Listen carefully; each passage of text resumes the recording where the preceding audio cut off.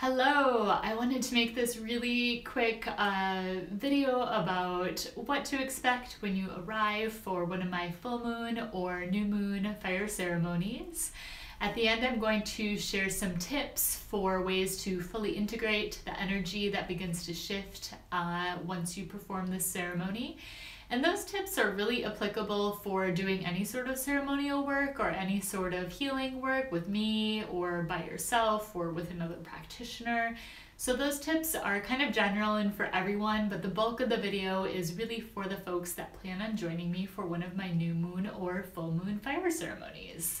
So fire ceremonies have been practiced for tens of thousands of years all across the world in various shamanic and indigenous cultures.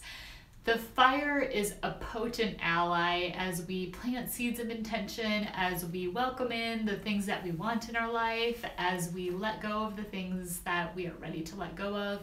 It's really a very powerful tool for transformation. Historically, most, maybe all shamanic cultures have passed their wisdom down verbally, and that means that you may find differences that exist within the same lineage, and of course you're going to find differences that exist in ceremonies and spiritual work across different cultures and whatnot too. I would say go with what feels right to you. So you might find someone like myself, a shamanic practitioner, that says, this is the way it's been taught to me. This is the way that I share it with others. And I encourage you to kind of make it your own and do what feels right.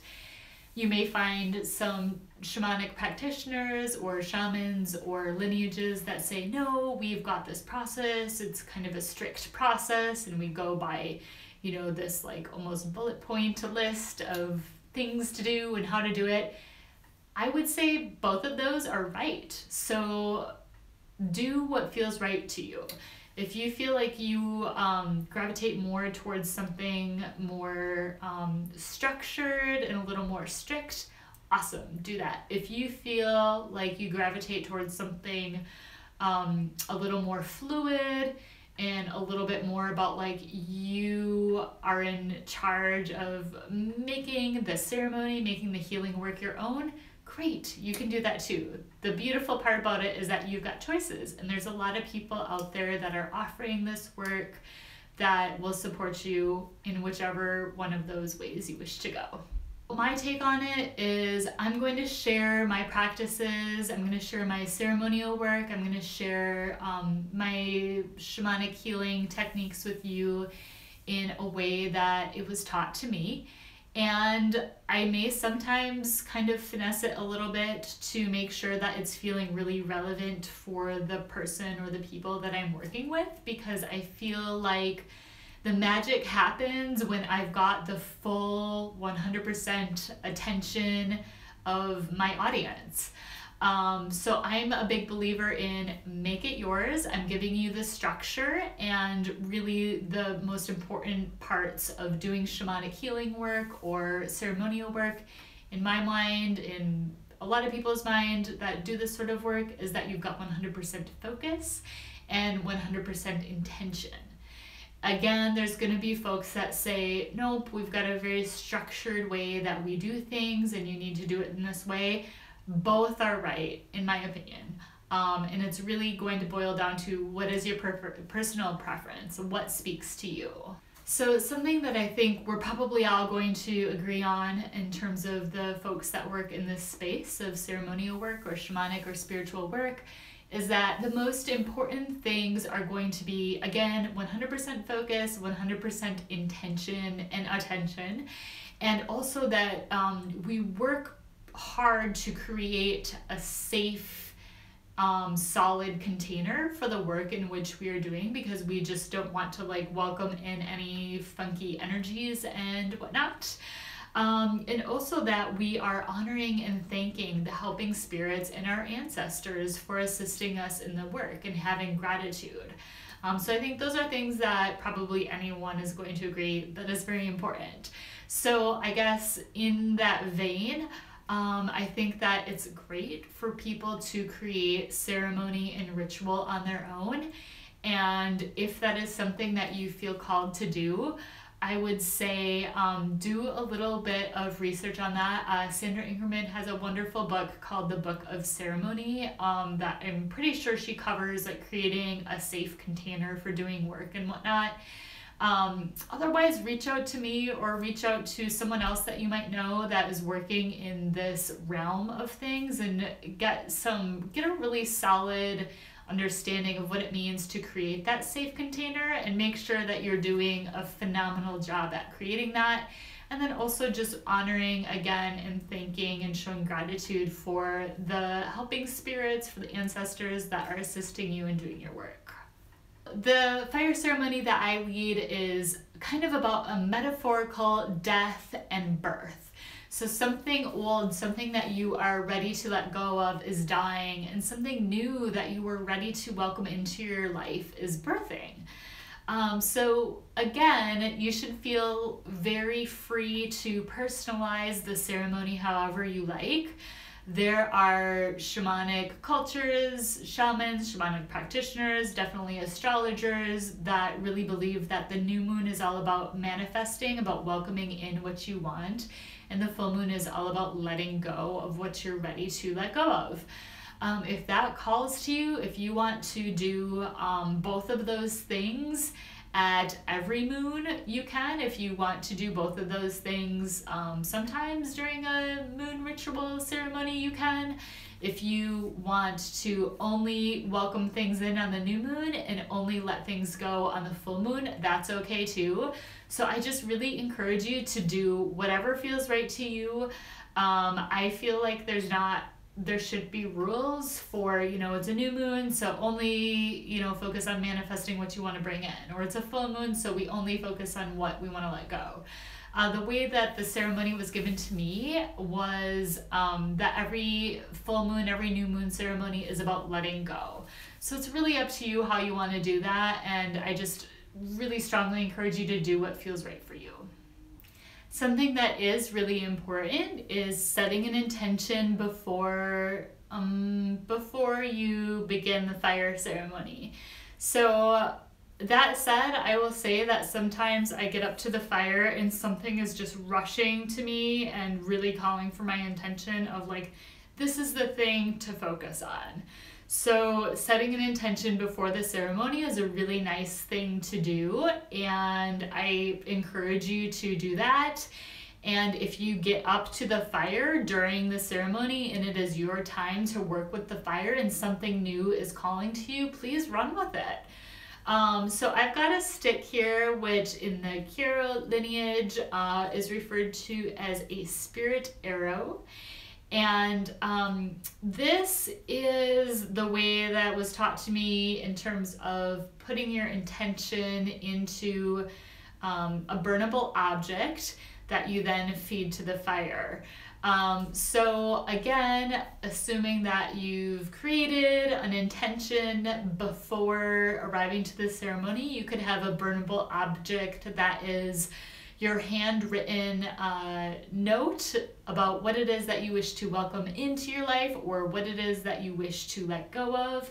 It's really nice if you're letting go of something to write a note of gratitude, of thanks, to honor whatever that is that you're letting go of. If that feels right to you, it's just a really nice way to honor all the phases of our lives. So you've got that option to write it in a note. You can write multiple notes, like this is what I want to let go of, this is what I want to manifest. The way, again, that it was taught to me is that we don't actually write it. We get a stick at the beginning of the ceremony, and when we go up to the fire, when it's our turn to release or to welcome in whatever it is that we're doing with the fire, we blow the intention of, the intention that we came with into the stick. So it's just blowing the energy of that into the stick and then feeding it into the fire. Again, 100% intention, 100% focus and attention.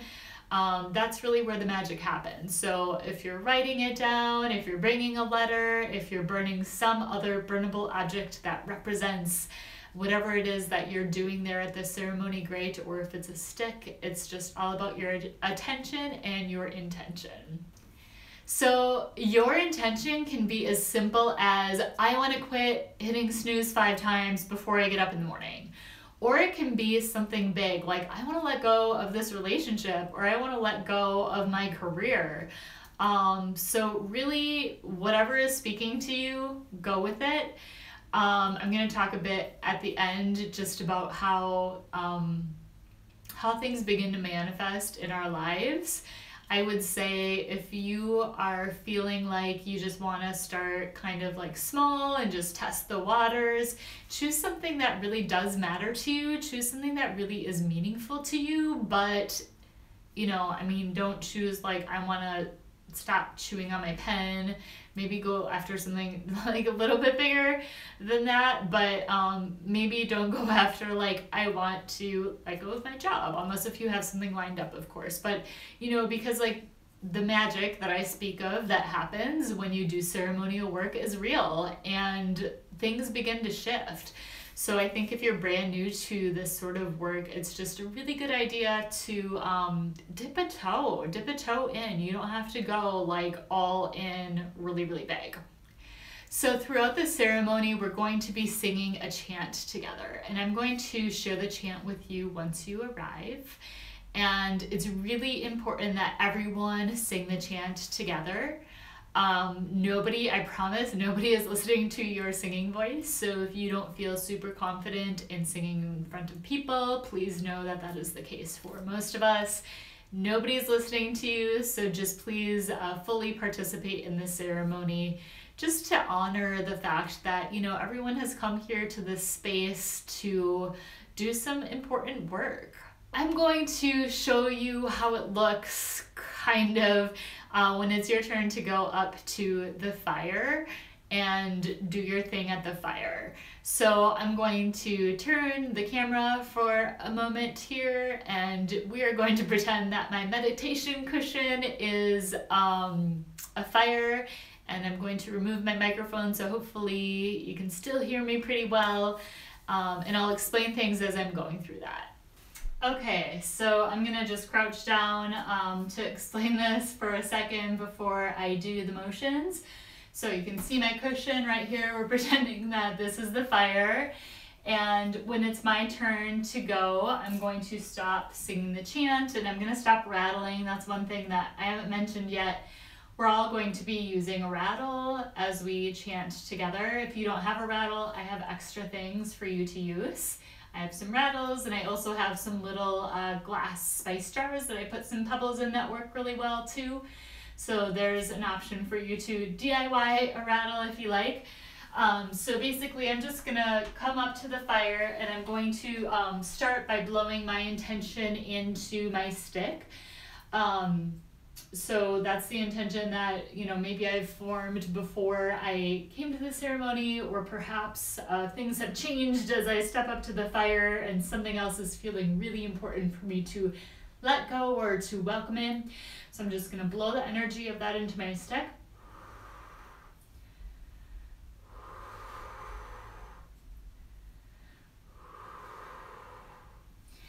I'm going to feed it into the fire. We're currently dealing with COVID, so the Pachamama stick exercise is changed for a bit, and I'm just going to explain how we're going to do the Pachamama stick now during COVID and not during regular times. And when we're back to regular times, I will explain how we do that, the normal way at that point. So the Pachamama is the Mother Earth. And the Pachamama stick is to blow our blessings and prayers for the earth and her healing, her creatures into that stick. So after I put my own stick of intentions in, or if you decided to write your intentions instead of doing a stick, then you can blow the energy of those intentions into what you wrote on. Or if there's some other burnable object that you're using to symbolize your intention, blow the energy of your intention into that. You can use a stick and paper if you've written on paper. So again, make it your own, right? So I've put my stick with my intentions in, and now I'm going to blow my prayers for the Mother Earth in.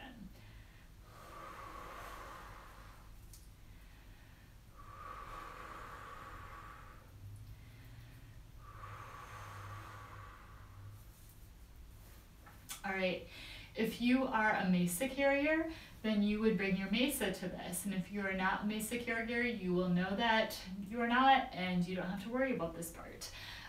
So the Mesa, you just kind of put it through the smoke of the fire, kind of in this figure 8 pattern.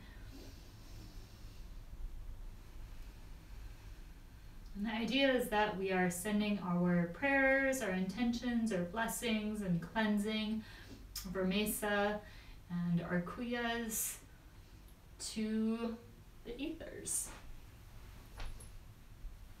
Finally, I'm going to clear my 1st, 4th, and 7th chakras with the smoke of the fire. So I'm just kind of pulling in the smoke of the fire into my chakras.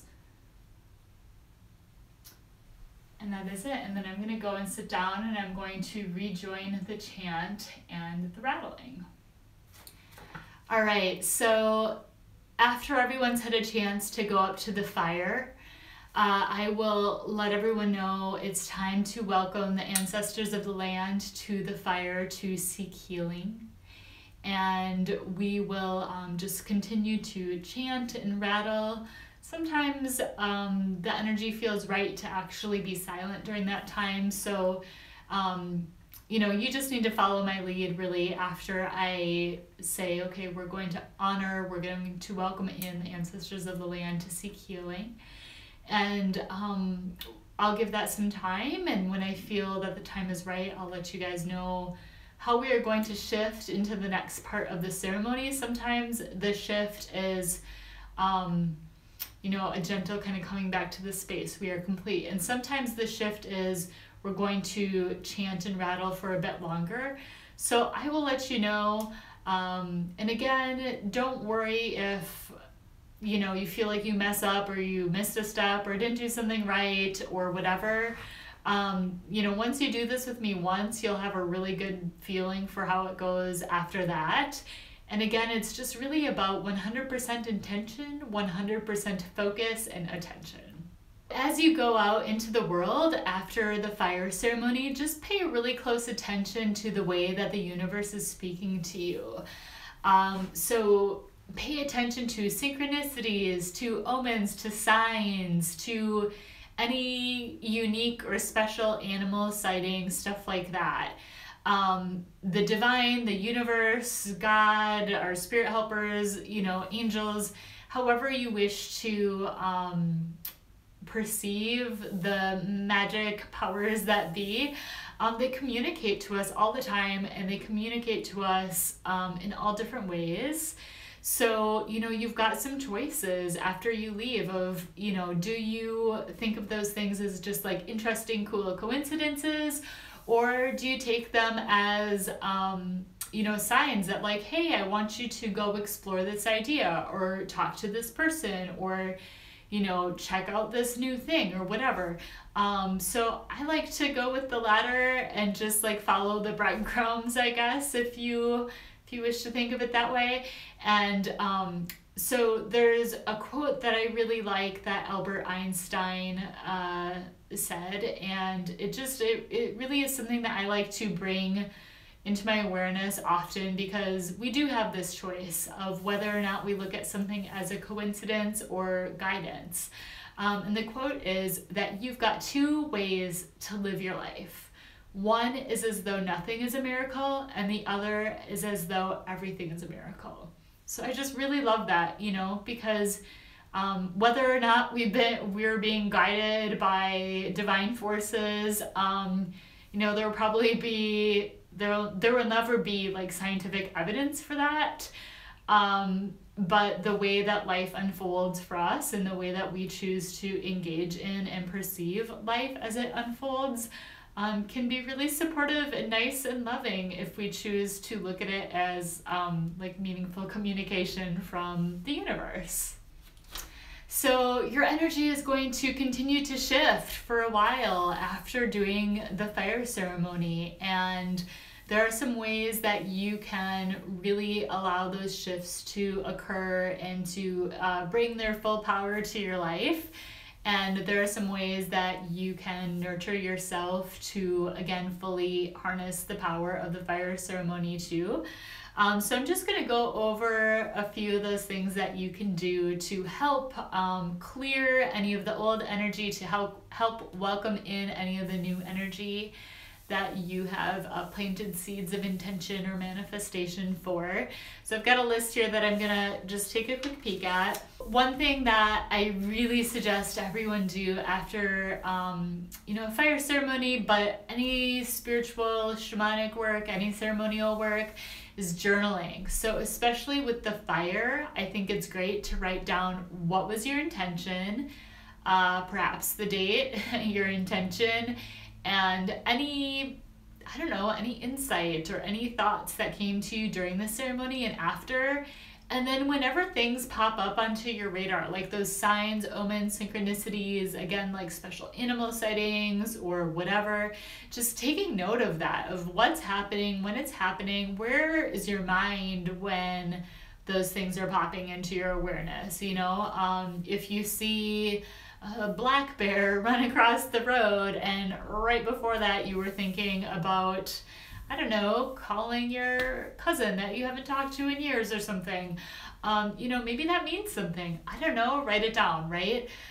So if you can track those, little intuitive hits, or just like those thoughts or omens, signs, those divine messages over the course of that moon cycle, it can be really fun to look back on that in the future. So other things that you should do, drink plenty of water, because when we do this sort of work, we're releasing old energy, old stuckness, we're bringing in new things. And just as you would if you were to detox your body on like a cleanse of some sort, you want to flush the stuff that you're ready to let go of from your system. So drinking lots of water is really, really good for that. And also really good for these energetic shifts that occur after doing this sort of ceremony. Eat really well, eat healthy, take good care of your body, get a lot of sleep, maybe a little more sleep than you feel you, should be sleeping. I mean, follow your body's guidance, right? If your body is saying, I need more sleep, please honor that and just don't shortchange yourself. Also refraining from using alcohol or recreational drugs for at least 24 hours after a fire ceremony, or again, in my opinion, any ceremonial work or spiritual or shamanic work is really, really good. And if you refrain for a little bit longer than 24 hours, it's just a really nice way to keep your body very in tune with everything that you've done, and allow all those shifts to happen really effortlessly. Spending time in nature, of course, is always really good to get any sort of clarity, to kind of relax, to welcome in the new signs, the new wisdom that is ready to come into your world. Following new insights and wisdom. So all those little pieces, those breadcrumbs that are popping up for you, that are leading you someplace, just follow it, I mean, if you are being called to, I don't know, change up your fitness routine or something, there's not really much harm that can be done in that, right? Just go for it. See why that little bit of nudging is happening for you. Take little risks as it feels, as it feels conducive, I mean, don't quit your job tomorrow if you don't have a backup plan, if you're feeling led to do that. I wouldn't recommend that, but the little risks, the little things that what's it gonna hurt if I do this, if I follow this intuitive hit or this wisdom or this knowledge that seems to be just popping onto my radar from nowhere. So another thing that you can do is just really be open to embracing change. So the work, again, is all about transformation. It's about shifts, energetic shifts. It's about letting stuff go, welcoming things in. Really letting go of what that should or could or what you want that to look like, and just embracing the change however it comes, knowing that you'll always be supported by the universe, that the universe is abundant and loving, because sometimes the way that the shifts come are in ways that we don't expect, and maybe it feels a little scary or shocking. Just know that, there's a plan, there's a path for you. And if you can trust and just embrace the change, however it's showing up, you're gonna have a good experience. Lastly, express gratitude as often as you can. So as shifts occur, as you receive those signs, synchronicities, omens, guidance from the universe, whatever, just silently or aloud, just say thank you, give thanks, and honor the helping spirits, or the animals, or God, divine, angels, whatever you feel like is speaking to you and is guiding you. Maybe you make a little ritual or a personal ceremony out of that, of just honoring and thanking them, or just speaking it. Speaking it again, it can be just in your mind, it can be a few seconds, it can be aloud. Just being in that state of gratitude is a really nice way to show that you are not taking the guidance, the wisdom, the signs, the synchronicities, the communications, all that.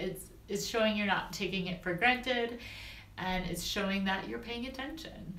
So I just feel like that's such a nice piece to bring into life, just generally, and especially after ceremonial work. So to wrap it all up, I just want to say that if you attend my new moon or full moon ceremony and something pops onto your radar afterwards that you just want to share, or you want to just bounce it off of, like, hey, this weird thing happened and I don't really know what to make of it, or whatever, please know that I love hearing about that stuff and I'm here to support you. So please always feel free to reach out, shoot me a text, shoot me an email, whatever. And I'd love to weigh in if you want my 2 cents, or just witness that experience for you. So thank you so much for watching, and please let me know if you have any questions, comments, suggestions, and I look forward to seeing you soon. Bye.